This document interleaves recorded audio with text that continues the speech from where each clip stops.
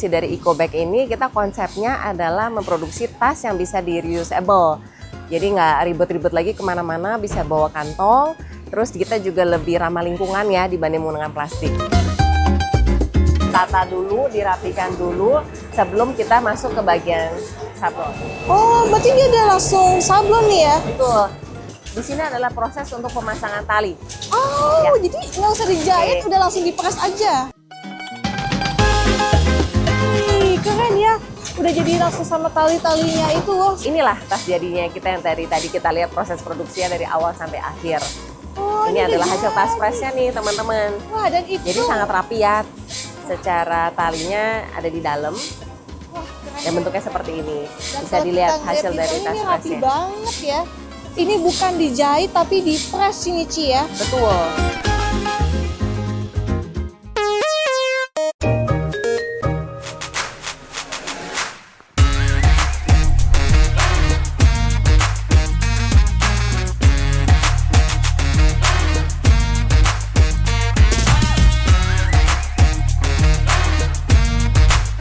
Hai Sobat Daai, tahu nggak sih kalau tas Sponbone yang biasa kita pakai di toko-toko kayak gini itu ternyata bisa terurai loh.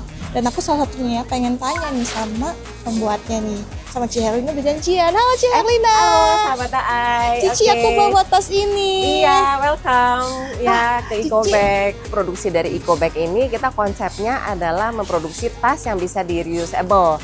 Jadi nggak ribet-ribet lagi kemana-mana, bisa bawa kantong. Terus kita juga lebih ramah lingkungan ya dibanding menggunakan plastik. Iya bener-bener. Tapi ngomong-ngomong sih aku mau tanya, ini tuh bahannya dari apa ya? Ini namanya dari Sponbone. Ah Gitu betul sih. tas Sponbone. Tapi dia meskipun dari plastik tapi bisa terurai gitu Ci ya? Betul sekali. Oh, oke. Selama kurang lebih 3 tahun lah. Gitu. Wah aku jadi penasaran nih, pengen melihat proses produksi pembuatannya, boleh nggak Ci? Boleh, yuk kita masuk. Oke, let's go.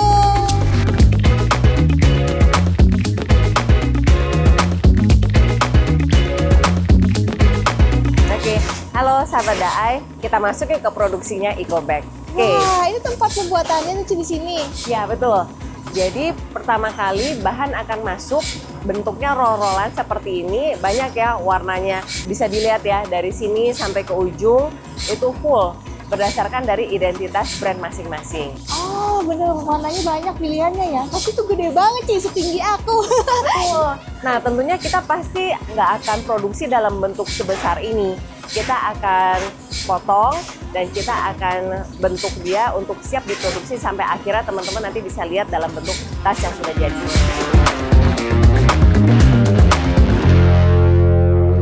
Sahabat Daai, tadi kan kita udah lihat tuh roll-rollan bahan produksi kita.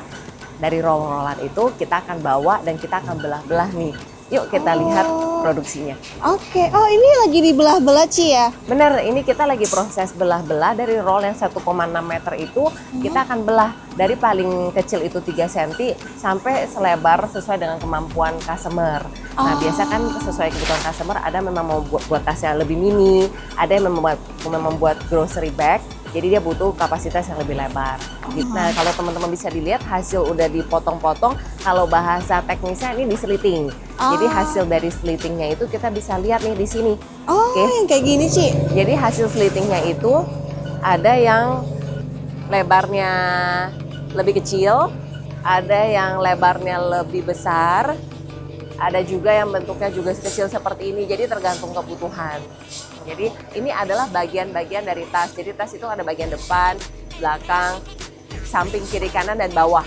Jadi itu disesuaikan sama size-nya masing-masing. Oh oke, jadi sudah ada ukurannya sendiri-sendiri gitu Oh, ya? ini kan proses produksinya waktu lagi proses membagi dan slitting, ini adalah operator kita untuk proses pertama dari roll-rollan. Nah, jadi kalau misalnya dilihat dari sini ada belahan ya. Ini adalah ukuran-ukuran yang setelah hasil dislitting. Bagian sini yang lebih kecil. Oh iya. Jadi udah langsung nggak manual lagi nih Ci ya? Bener, jadi kalau yang tradisional kadang masih pakai ya manual ya, banyak manual. Kita hampir semuanya sih udah menggunakan mesin. Oke. Jadi kita tuh ada 2 jenis tas nih sahabat Daai. Jadi ada yang bentuknya press, ada yang bentuknya dijahit. Kalau dari mesin slitting ini atau proses pembagian ini dia langsung masuk tuh ke proses produksi yang tas press. Tapi kalau misalkan beberapa tetap lebih prefernya jahit, kita juga ada fasilitas untuk jahit. Dari sini akan perlu masuk dulu ke cutting, lalu abis itu baru kita finishing dengan jahit. Oh oke, ini kan kalau ini kan yang mau di cutting karena mau dijahit gitu ya. Betul. Berarti kalau yang di press itu udah langsung aja nih segulungan besar kayak gini nih Ci. Betul, betul. Dia langsung masuk ke dalam proses selanjutnya ke mesin press. Oh kalau gitu kita boleh ngeliat gak nih? Yang langsung ke mesin press dulu nih, baru kita ngeliat yang jahit nih. Boleh, ayo. kita Oke. lihat.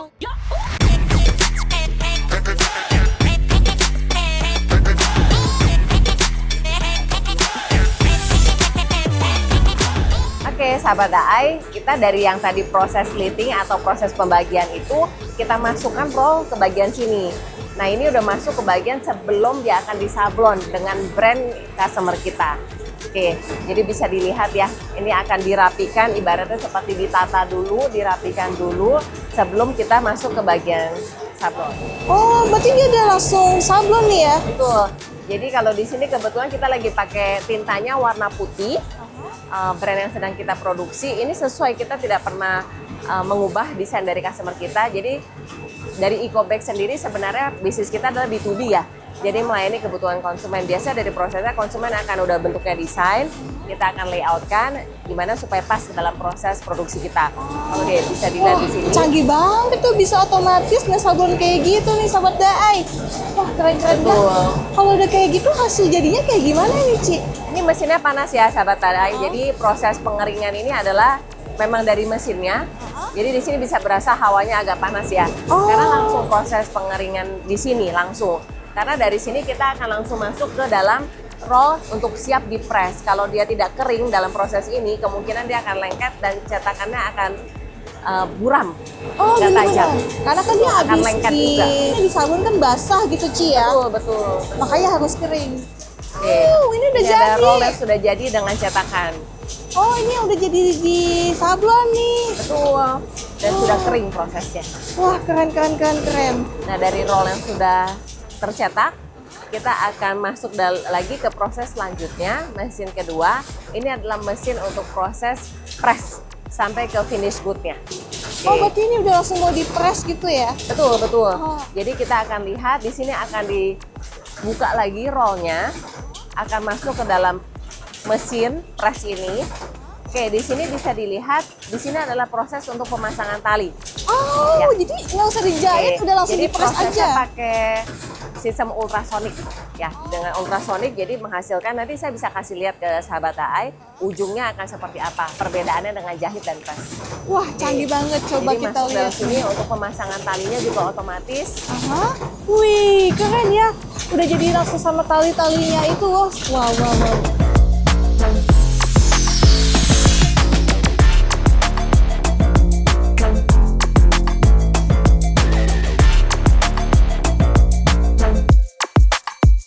Oke, sahabat AI, inilah tas jadinya kita yang tadi kita lihat proses produksinya dari awal sampai akhir. Oh, Ini adalah udah hasil tas jadi. pressnya nih teman-teman. Wah dan itu. Jadi sangat rapi ya. Secara talinya ada di dalam Wah keren. dan bentuknya seperti ini. Dan Bisa kalau dilihat kita ngeliat hasil dari detailnya tas ini rapi pressnya. banget ya. Ini bukan dijahit tapi di press ini Ci ya. Betul. Wah Talinya termasuk juga di tali. press. Wah ini sangat praktis banget ya. Betul. Teman-teman bisa pasti banyak nemuin ya tas-tas seperti ini di grocery, di supermarket gitu, dan di toko-toko biasa kan sekarang di Jabodetabek ya kayaknya udah mengurangi banget untuk penggunaan plastik. Jadi pada banyak switching ke sini. Benar, dan kalau kita lihat sekilas mah kirain tuh dijahit, ternyata itu nggak dijahit sama sekali. Iya, bener. Tapi aku penasaran juga bedanya ini yang di press sama yang jet tuh kayak gimana? Boleh nggak Ci kita lihat dulu nih proses yang penjahitan? Boleh. Nanti aku kasih lihat ya Oke. sampai ke hasil jadinya.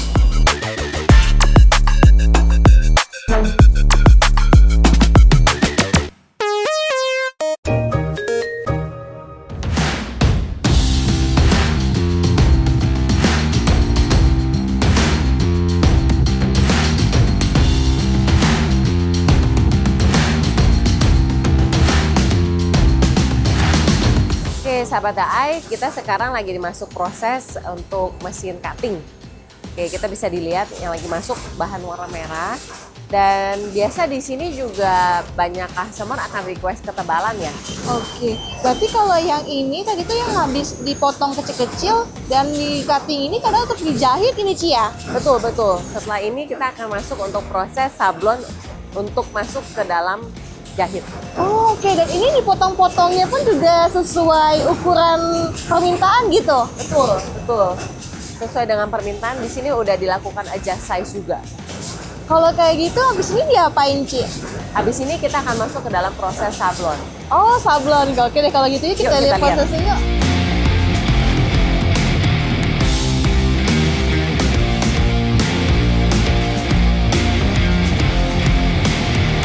Kita sekarang masuk ke proses sablon untuk sebelum masuk ke jahit ya. Jadi teman-teman bisa dilihat ini proses sablonnya. Oke, di sini kita taruh untuk tinta sablonnya warna putih. Lalu nanti operator akan menggesek. Nah, ini adalah salah satu proses sablon yang kita lakukan. Wah, tapi kalau dilihat ini mesinnya unik juga Ci. Yang ini muter-muter gini kenapa Ci? Karena Konsepnya. harus ada proses pengeringan. Oh, Ya, kalau nggak nanti keburu basah, dia kan bahannya kan ditumpuk ya. Kalau ditumpuk nanti akan nempel kalau misalkan dia masih kering. jadi habis disablon, makanya dia diputer buat masuk ke pengeringannya. Betul, betul. Iya. Kalau kita bisa lihat, dia langsung kering ya Ci ya? Betul. Oh, Jadi beberapa kalau mungkin yang masih sederhana, kadang mereka suka pakai hair dryer tuh, agak Iya, manual iya. gitu. Jadi mengeringannya satu-satu gitu. Oke. Kita ada kombinasi sih. Nih. Berarti kalau ini tuh bisa buat berapa banyak sih Ci? Maksimal capacity-nya? Kalau satu tas rata-rata tuh umumnya tuh kita suggest 5 sampai 8 kilo. Tapi ada beberapa customer mungkin dia buat grocery bag, konsumennya bakal taruh banyak banget barang-barang. Kalau misalkan kayak yang sekarang lagi diproduksi, permintaan customer kita minta maksimal bisa 15 kilo. Berarti kita perlu untuk menambah sedikit atau mengubah sedikit teknis penjahitan kita dan juga mensourcing supplier dengan kekuatan bahan yang lebih baik. Oke, dan pastinya juga tergantung dari ukuran tasnya Ci ya itu ya? Betul. Oke, tapi kalau untuk sablon hanya menggunakan mesin ini aja atau ada cara lain untuk sablonnya? Untuk sablonnya kita nggak hanya ada di sini, kita ada juga di tempat lain. Nanti teman-teman akan lihat kita ada meja yang panjang, nah itu juga proses sablon kita yang lebih besar ya. Wah, jadi penasaran nih Ci, kalau gitu kita lihat yuk. Yuk, kita ke atas. Oke.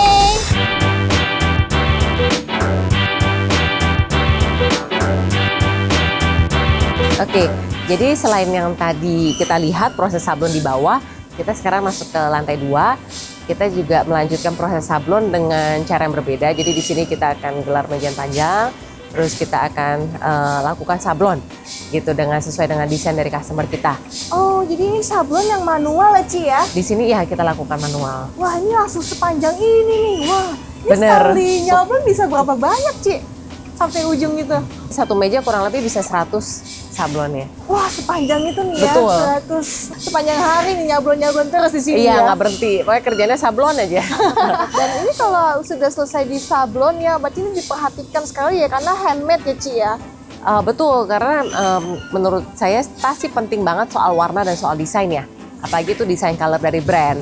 Jadi dari sini kita perlu mata-mata orang sablon ini pada ini nih jeli gitu untuk melihat warnanya. Nah dari sini baru nanti kita berproses ke selanjutnya yaitu ke proses jahit. Oh, jahit juga Ci ya. Iya betul. Berarti ini yang jahit dari timnya Ecobag juga. Betul, kita punya satu tim jahit khusus untuk finishing. Tapi nggak kita di beda tempat gitu, nggak di sini. Nanti saya akan tunjukkan. Oh, oke. Berarti juga ada membuka selain tempat produksi ini, ada juga kayak semacam konveksi berarti Ci ya. Betul. Wah, berarti Untuk sampai membuka produk lapangan kerja yang banyak juga ya dari Ecobag ini ya. Iya, lumayan. Wah, pemberdayaan juga untuk masyarakat pastinya dengan dibukanya tempat nyablon sampai tempat jahit juga gitu. Tapi kalau yang jahit sama yang tadi diperas tuh bedanya apa sih Ci? Jadi kalau untuk tas yang dari jahit itu kelihatannya lebih ada kesan sedikit lebih premium gitu. Kalau misalkan untuk fleksibilitas untuk ukuran juga lebih ada dijahit. Kalau press kurang flexibility ya dalam memilih ukuran biasanya gitu, dan harga mungkin sedikit lebih ekonomis dibandingkan jahit. Ah iya, karena itu pun juga satu-satu handmade gitu, diperhatikan dengan Betul. detail ya. Wah, kita boleh lihat gak sih hasil jadi ini? Kita bisa ngeliat langsung nih perbandingannya, Ci. Boleh, yuk udah Oke. kita siapin.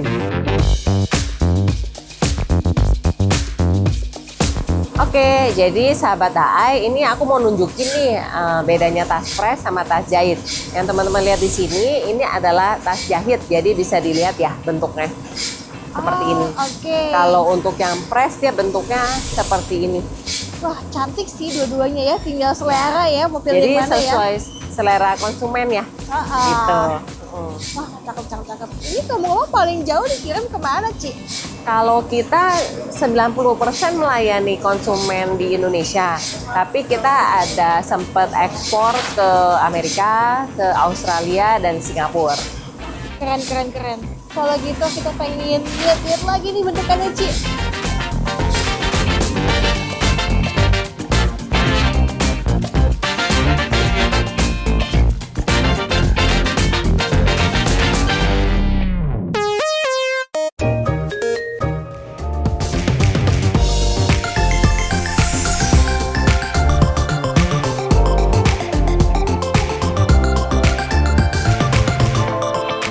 Wah, Cerina, tadi kita udah diajak keliling-keliling nih lihat proses produksi semuanya. Tapi ngomong-ngomong, Ecobag berdiri dari tahun kapan sih, Ci? Oke, halo sahabat HI, Ecobag berdiri sebenarnya kalau dari awal-awal tuh kita mulai di 2007. Tapi 2007 itu kita baru mulai import, kita belum produksi sendiri. Jadi baru mulai kita produksi sendiri itu di tahun 2010 nih, tahun pertama kita produksi. Produksi awal-awal itu kita mulainya masih di Cengkareng. Lalu kita berkembang sampai di tahun 2023 kita menambah tempat di Kapuk dan juga di Solo gitu. Jadi kita punya 3 tempat produksi ini sekarang untuk Ecobag. Wow, luar biasa, keren banget. Jadi sampai dari dulu masih import, sekarang bisa buka produksi sendiri dan sampai 3 cabang juga, Ci ya?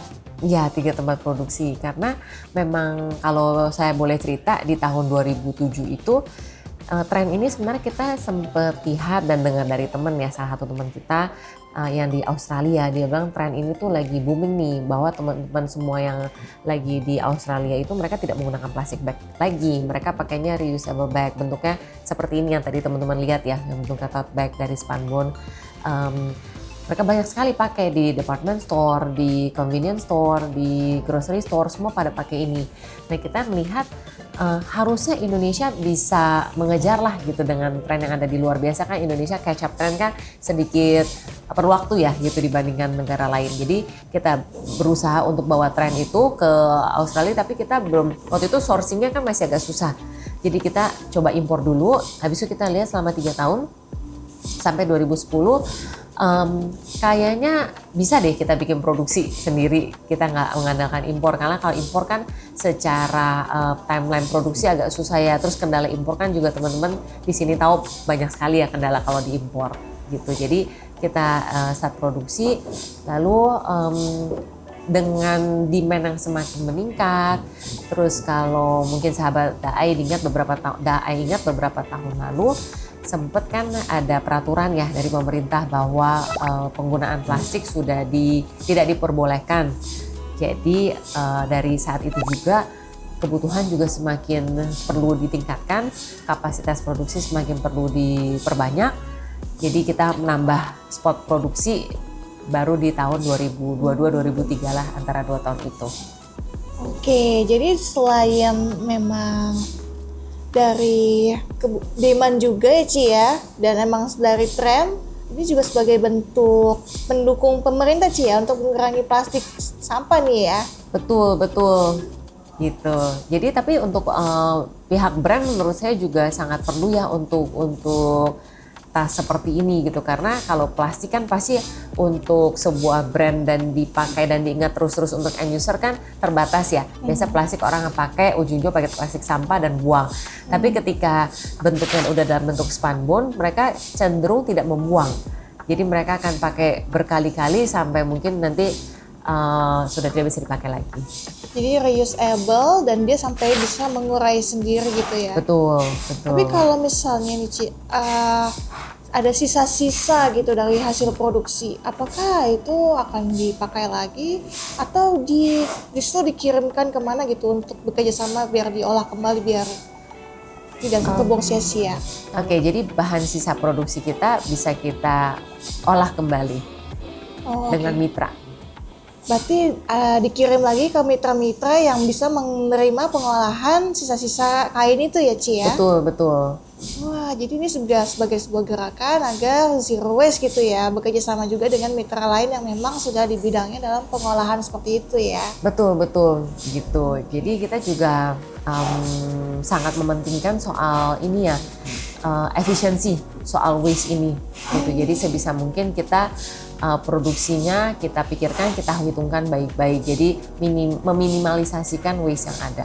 Wah, dari mantap bahan. sekali. Tapi kalau inovasi ke depannya apa nih yang mau dilakukan nih Ci Herlina?